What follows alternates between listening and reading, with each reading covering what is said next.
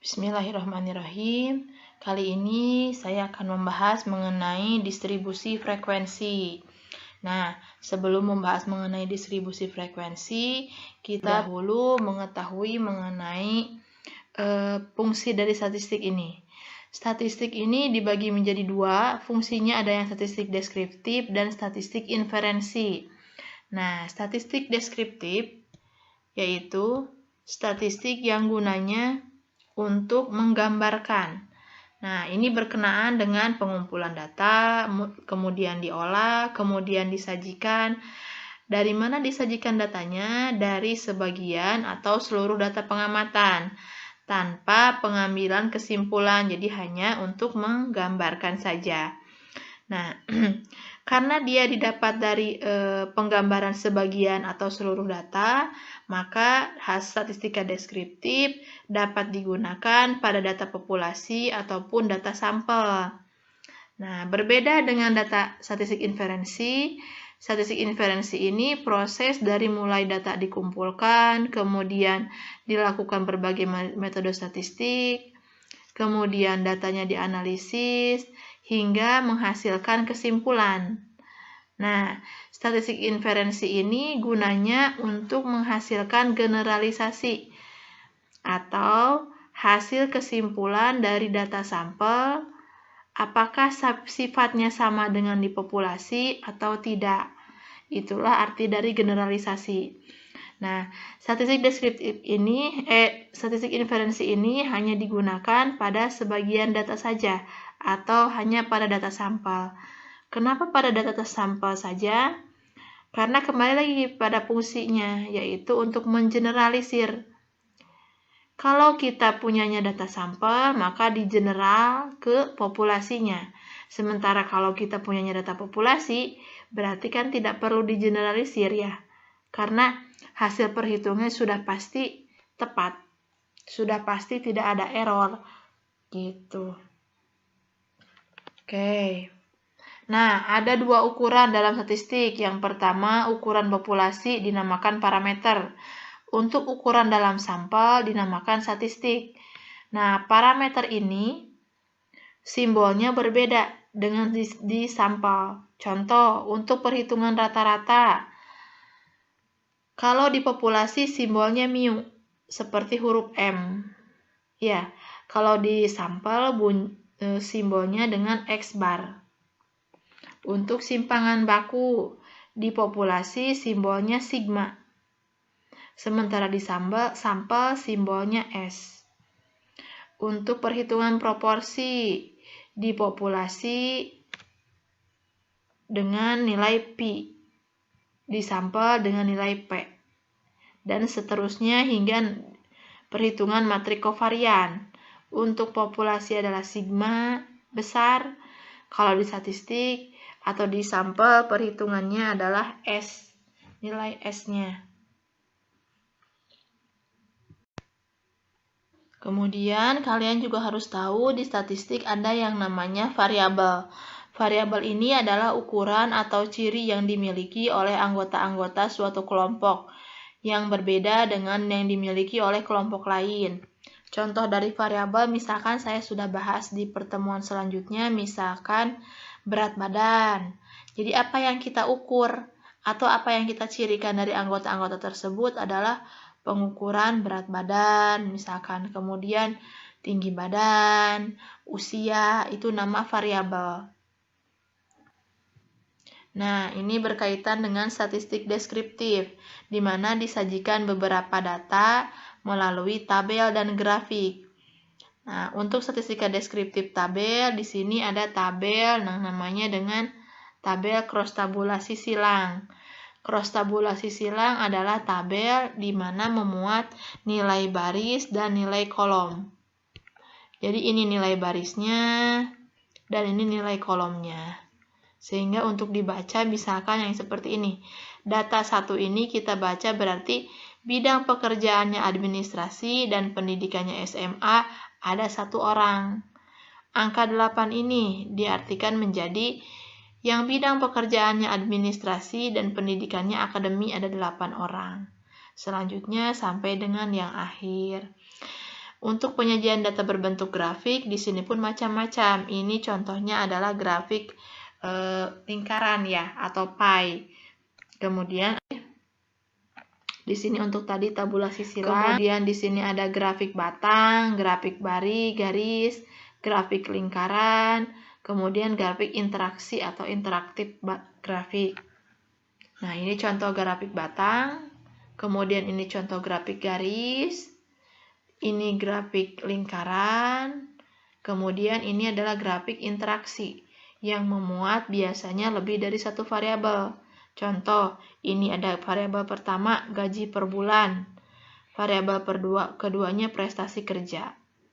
Di mana bisa dilihat di sini. Kalau dia prestasi kerjanya kurang bagus, maka untuk laki-laki dia gajinya sekitar 650. Segini kan ya. Dan lain sebagainya, kita hitung sampai bawah. Ini grafik interaktif. Nah, yang selanjutnya kita akan membahas mengenai distribusi frekuensi. Distribusi frekuensi adalah pengelompokan data interval atau rasio dan menghitung banyaknya data dalam suatu kelompok.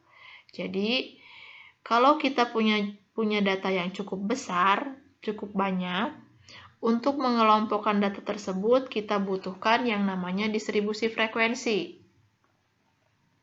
Nah, distribusi frekuensi syaratnya yaitu skala datanya minimal interval. Bagaimana cara pembuatannya? Yang pertama, susun data dari kecil ke besar. Kemudian hitunglah nilai rentang. Rentang itu adalah nilai maksimum dikurangi nilai minimum. Step yang ketiga, tentukan banyak kelas. Banyak kelas rumusnya 1 ditambah 3,3 log dikalikan dengan N. N di sini adalah banyak sampel. Kemudian step yang keempat, tentukan panjang interval kelas.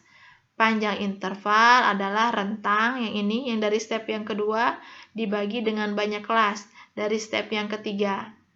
Kemudian tetapkan kelas interval dengan ujung bawahnya adalah skor minimum. Selanjutnya data disusun berdasarkan kelas-kelas intervalnya. Nah, kalau seperti ini kan kurang tergambar ya. Saya contohkan untuk ke datanya langsung. Misalkan, di bawah ini adalah data waktu yang dibutuhkan oleh 30 orang mekanik untuk merangkai mesin. Nah, dari data ini ingin dibuat distribusi frekuensinya. Jadi ini ada data 30. Nah, tiap orang dia berbeda-beda. Orang yang pertama menghasilkan 12 jam. Orang yang kedua 12 jam. Hingga orang yang ke-30 18 jam. Untuk membuat distribusi frekuensi dari data ini, langkah yaitu susun data dari kecil ke besar. Data yang tadi kita susun terlebih dahulu, ini yang kecil hingga yang terbesar. Kemudian hitunglah nilai rentangnya. Rentang data adalah nilai maksimum, ini 20. Kemudian nilai minimumnya ini 10.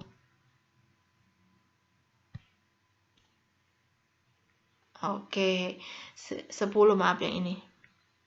Sehingga rentangnya adalah 20 dikurangi 10 adalah 10. Step yang ketiga yaitu tentukan banyak kelas interval. Banyak kelas interval adalah 1 ditambah 3,3 logaritma dari 30.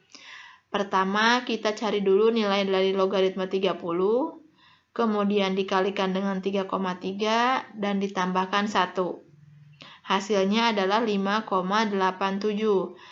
Nah, untuk perlu diperhatikan di sini bahwa banyak kelas selalu dibulatkan ke atas. Nah, ke 6 ini. 5,87 dibulatkan ke 6. Begitupun kalau kita punya misalkan di sini nilainya adalah banyak kelasnya itu adalah 5,2 misalkan ya. Ini tetap kita bulatkan ke 6. Kemudian banyak kelasnya misalkan 5,3. Sama, kita bulatkan ke 6. Ataupun misalkan 5,5. kita bulatkan ke 6. Jadi, berapapun desimal di belakang angka banyak kelas, kita bulatkan ke atasnya. Kenapa demikian? Karena untuk menjaga agar kelas tidak ada yang kosong.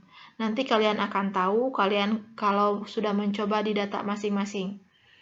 Kemudian, step yang terakhir adalah tentukan panjang kelas intervalnya. Panjang kelas interval adalah nilai rentang dibagi dengan banyak kelas. Nilai rentang yang ini 10 dibagi dengan banyak kelasnya 6, sehingga P-nya 1,267. Ini pun sama, pembulatannya harus ke atas. Jadi dibulatkan menjadi 2. Dari hasil perhitungan yang ini, kita sudah bisa menyusun distribusi frekuensi. Nah, ini.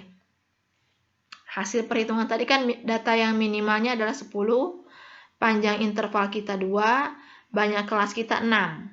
Sehingga dari data kita bisa susun distribusi frekuensi seperti ini. Angka yang pertama ini adalah nilai minimumnya. Nilai minimum, kemudian angka selanjutnya ini dihasilkan dari angka minimum ditambahkan jeda untuk panjang interval. Misalkan dari ini kan intervalnya 2. Panjang intervalnya 2 sehingga setelah 10, 11.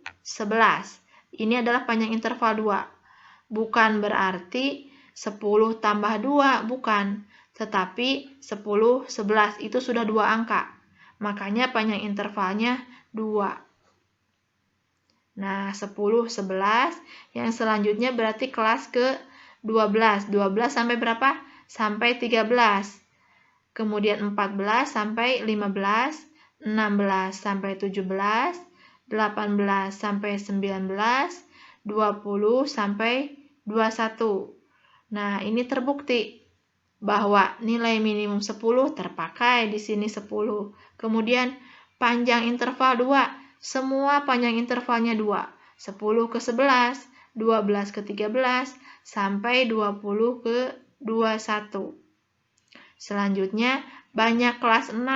Ini ada 6, 1, 2, 3, ada 6 baris.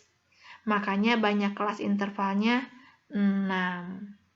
Setelah kita susun seperti ini intervalnya, kita tinggal masukkan ada berapa angka antara 10 sampai 11. Ternyata ada 3 angka. Kemudian dari 12 ke 13 ada 5 angka. Kemudian dari 14 ke 15 ada 8 angka. Dari 16 ke 17 ada 5 angka. Dari 18 ke 19 ada 8. Dan terakhir ada 1 yang bernilai 20. Gitu. Setelah hasil frekuensi masing-masing kelas kita ketahui, ini bisa dijumlahkan. Dan kalau jumlahnya sama, maka akan menghasilkan nilai yang 30 dari total sampling yang tadi, total sampelnya. Nah, selanjutnya ada istilah-istilah dalam tabel distribusi frekuensi. Yang pertama, frekuensi. Frekuensi adalah jumlah objek dalam kelas interval. Yang kedua, ujung bawah, bilangan yang letaknya sebelah kiri, kelas interval. Ujung atas, yang sebelah kanan, batas bawah adalah hasil pengurangan sebanyak 0,5 dikali satuan ketelitian yang digunakan terhadap ujung bawah kelas interval. Kalau batas atas, hasil penambahan sebanyak 0,5 dikali satuan ketelitian yang digunakan terhadap ujung atas kelas interval. Kita coba hitung nilai-nilai ini di data yang tadi. Nah, data yang tadi yang ini, data waktu, nilai frekuensinya sudah ada. Kemudian kita ingin melihat ujung bawah.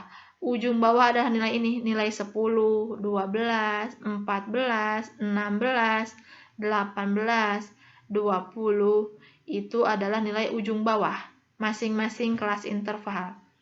Kemudian nilai ujung atas, nilai yang ini, 11, 13, 15, 17, 19, dan 21. Ini adalah ujung atas. Perhitungan selanjutnya Contoh kita menghitung batas bawah. Batas bawah rumusnya ujung bawah dikurangi 0,5 dikali satuan terkecil. Nah, perlu diperhatikan di sini, satuan terkecilnya pengkalinya 1. Ya, kenapa 1? Karena di sini, karena satuan terkecil dari angka-angka ini adalah 1. Kan angka ini terdiri dari 2 angka ya. 10, angka 10, angka 11, angka 10 terdiri dari ini adalah puluhan, dan 0 adalah satuan. Sehingga satuan terkecilnya yang ini, yang 0. Satuan dari yang satuan terkecil adalah 1, berarti kan ya? Gitu. Perlu diperhatikan. Contoh, menghitung batas bawah kalau misalkan saya punya distribusi frekuensinya seperti ini. Nilainya antara 1550 sampai dengan 1560. Berarti kan ujung bawahnya adalah 1550.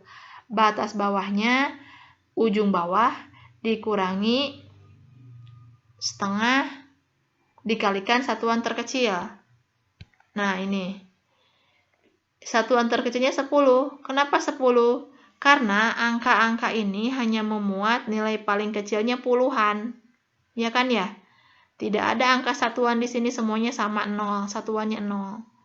Sehingga satuan terkecil dari puluhan adalah 10. Nah, ini kalau sudah tahu satuan terkecilnya berapa, tinggal dimasukkan. Kemudian dihitung 1550 dikurangi setengah kali 10, 5. Jadi hasilnya 1545. Nah, biar lebih paham, kita contohkan ke yang selanjutnya.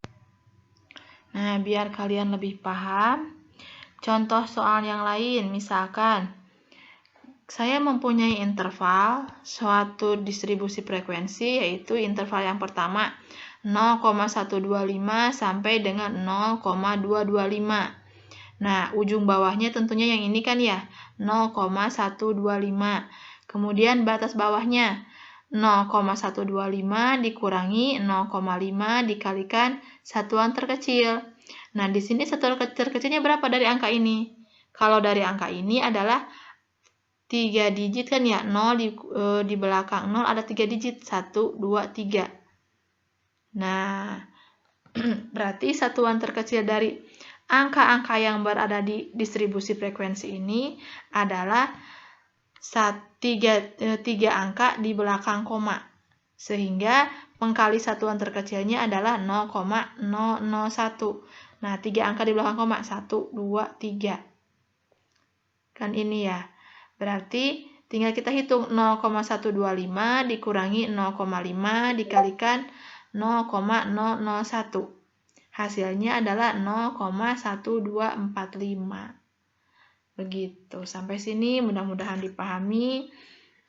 Nah, untuk dari data kalian silakan coba dibuatkan distribusi frekuensi dengan menggunakan 30 data yang sudah ada dan hitung sertakan batas bawah masing-masing kelas intervalnya. Nah, pengerjaan ini nanti akan dilanjut untuk ke perhitungan yang selanjutnya. Terima kasih. Wassalamualaikum.